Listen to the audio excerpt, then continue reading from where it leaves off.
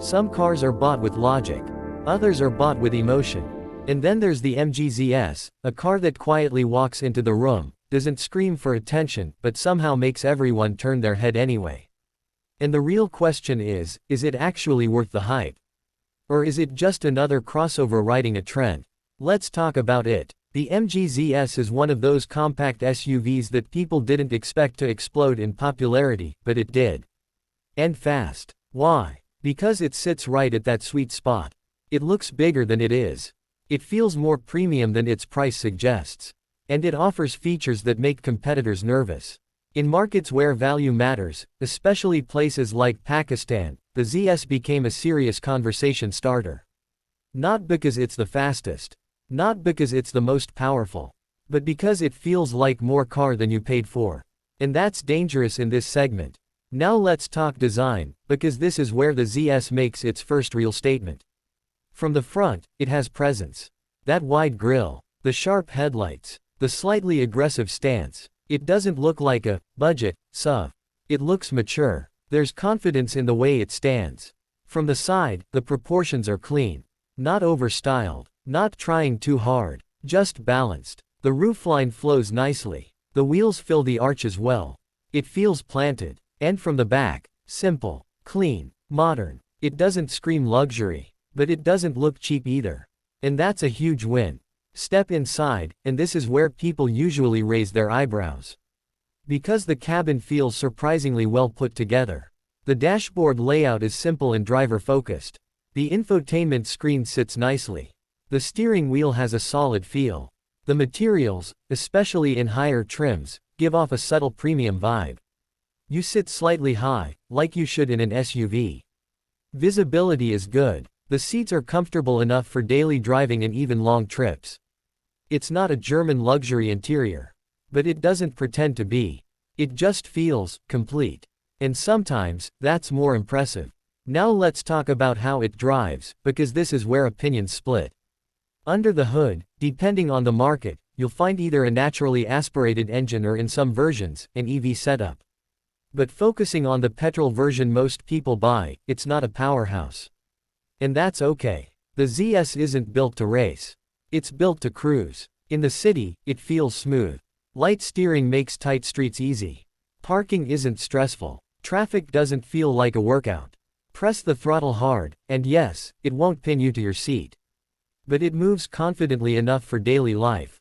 Highway driving, stable, composed, calm. It doesn't feel nervous at speed.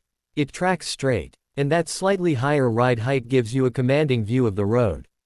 Suspension tuning leans toward comfort. You'll feel big bumps, sure.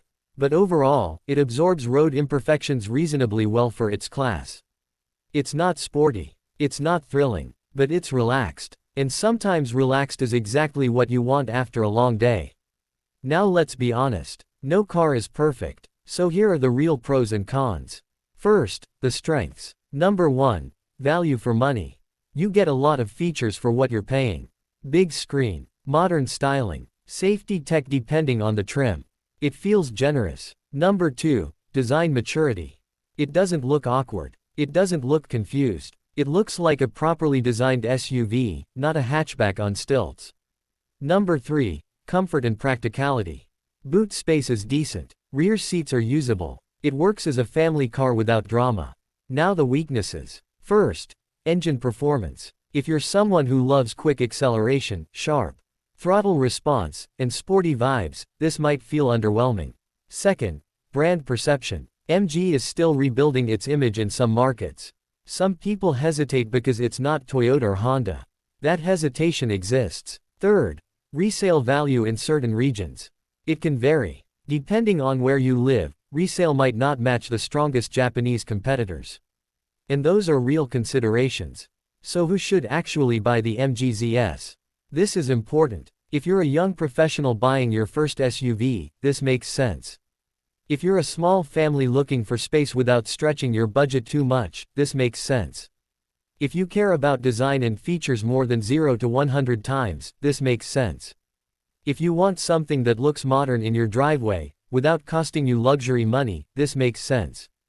But if you're an enthusiast who lives for engine notes and quick overtakes, You might want something punchier. The ZS is not trying to be a hot SUV. It's trying to be a smart one. And in that mission, it does surprisingly well.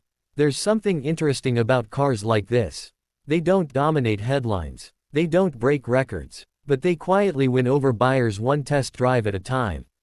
Because when you sit in it, when you drive it, when you look at the price tag, the equation starts making sense. And that's powerful. The MG ZS feels like a calculated move. Not flashy, not dramatic, but confident. And sometimes, confidence doesn't need noise. So here's the real question. In a world full of SUVs trying too hard to be sporty, too hard to be luxurious, too hard to be something they're not, is the MG ZS actually smarter for just being honest about what it is? Or would you still pick the safer, more traditional badge, even if it gives you less for your money?